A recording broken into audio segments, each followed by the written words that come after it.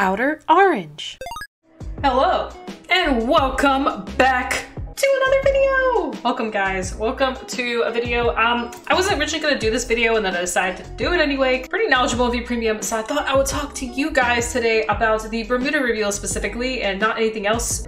Alright, so I have here sorta, I have different fight server open. I also have the Card Fight Vanguard Japanese Twitter open just to kind of see both ends, like both the cards and the skills. So we have our first girl here. This is the grade 1. Reliable Faith Lazarus, I believe that's called, which is a grade 1.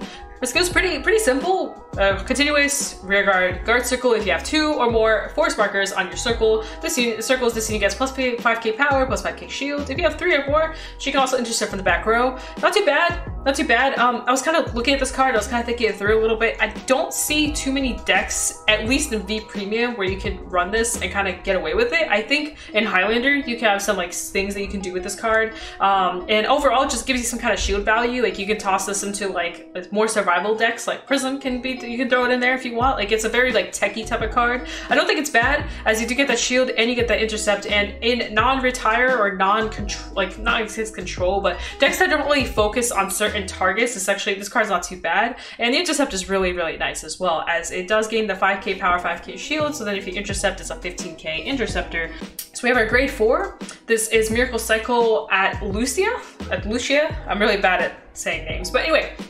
Once per turn, Vanguard auto. At the end of the battle, this unit attacked, choose 3 normal units, each from your rear guard and your drop zone. If you chose 6 or more cards with different card names, you can stand this unit and put the chosen cards in the bottom of your deck in any order. Now, I personally think this card's very mid.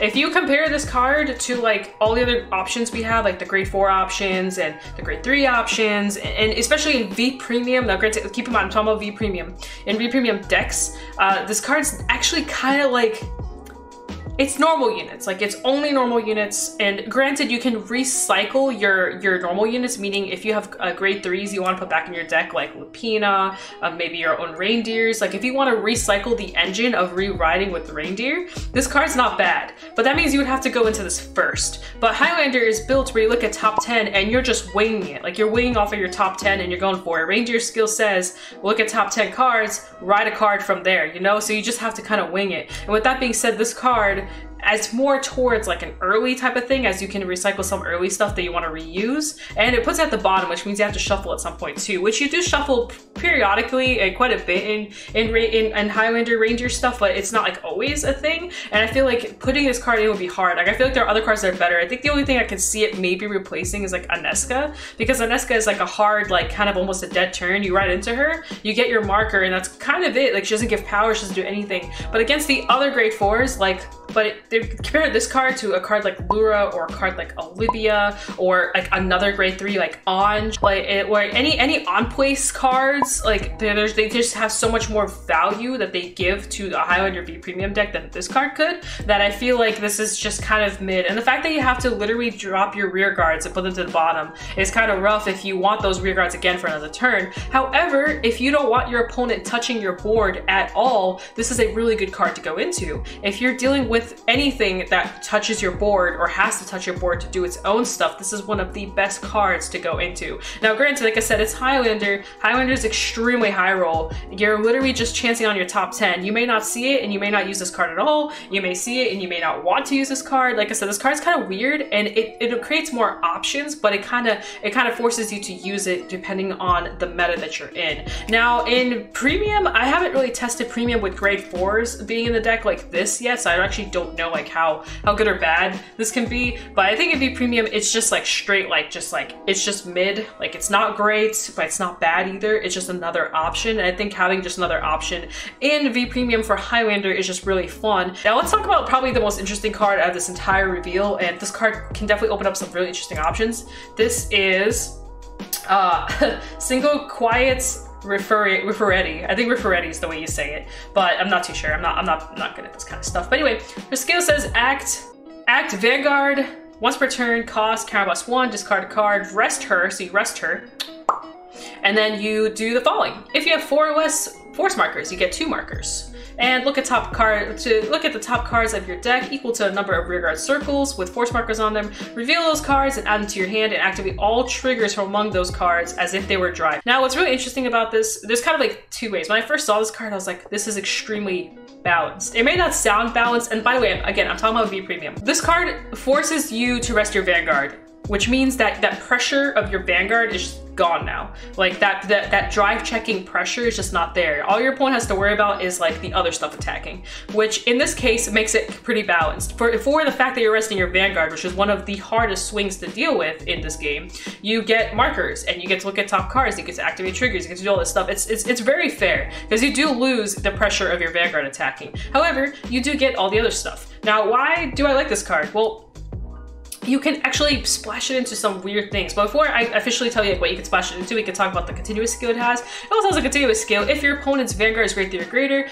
your grade 2 or lower rear guards with force markers on them can attack from the back row, which is awesome. So this is a really good like later type of card, like late game. This card can do some extra stuff as now you can have your back row rear guards, including your booster, be able to attack. So if you put a booster behind her, it can attack now if you have a force marker on it, and if it has any other power, it's either gonna be an 18k base or higher. And then if you apply all the triggers, then it's gonna get even bigger. And that's really nice. And you can have like an attack here, an attack here, an attack here, an attack here, an attack here. You can have pretty much 5 attacks, which is cool. And they're gonna have force markers on them, which is even better. And they're gonna have the triggers on them, which is nice. Now, where could this matter? Like, it's because like I said, on its own, this card's not too great, but with the right type of kit, this card can actually go really far. I'll talk about V Premium first. I think this is a card that if you want to, it's just a test theory, but you can actually splash this into Riviere. You can marker spam with Riviere, get yourself to like, 2 markers or whatever, and then you can go into her, as she does indicate 4 or less. So as long as you have 4 or less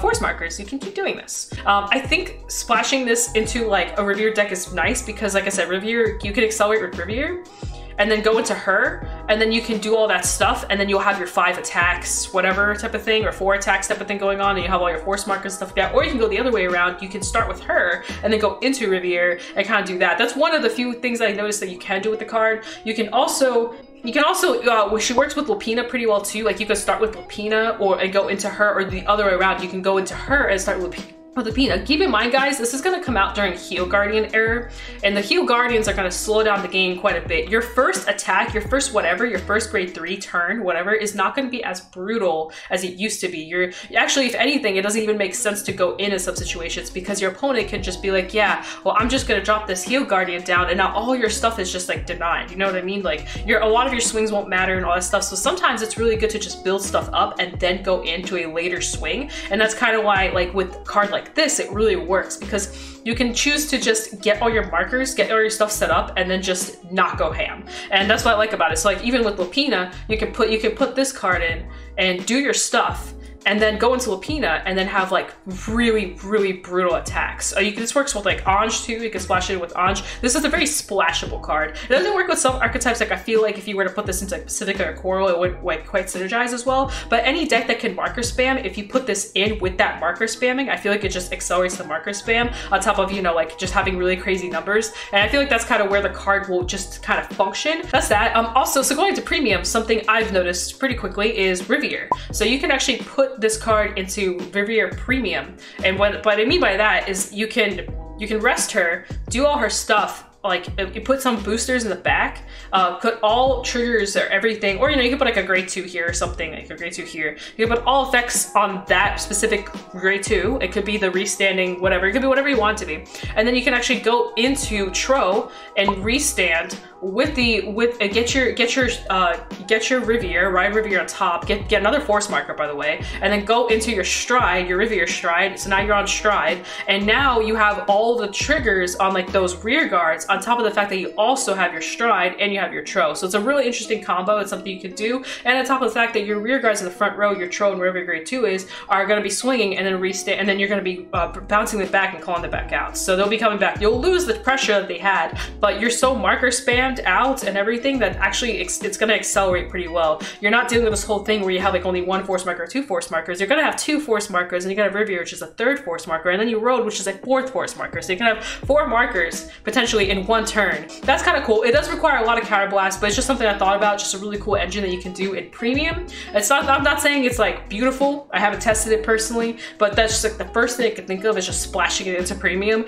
That's kind of all I had to say. So thinking of like all the different things you can do in V Premium, at least, I feel like there's definitely potential and all this stuff. And I guess we'll just have to see kind of like as the ball rolls what more stuff we do. I want some play tests with the card to see what I can do with it. I think the grade 1 is just really good extra tech they can throw in. I might actually throw that card into Mirror, just because if you guys know, I freaking love Mirror, and seeing just another defensive tech in Mirror just makes me happy. Especially since Mirror just calls out cards for free and you just have like this whole engine going. If there's any way I can make Mirror work, I will do it, and this grade 1 is another way to have shield, so I might consider just throwing her in and seeing how like what I can do with that. I'm gonna head out. I'm actually about to go to a locals, but for some reason I had this burning passion to actually record this, so here I am recording it.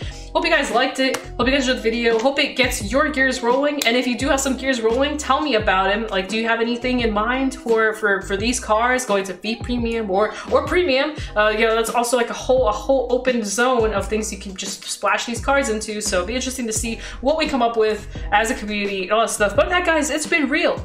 It's been fun. I'll see you guys in future videos, so peace out. That's Vidania. Leave me comments and subscribe and all that fun stuff and likes and everything, and you know how this works. You know how this works. I just realized Buffachu was not in this video this entire time. Let's get Buffachu back in here. Buffachu, say goodbye to the folks. Peace out and das Vidania. Bye!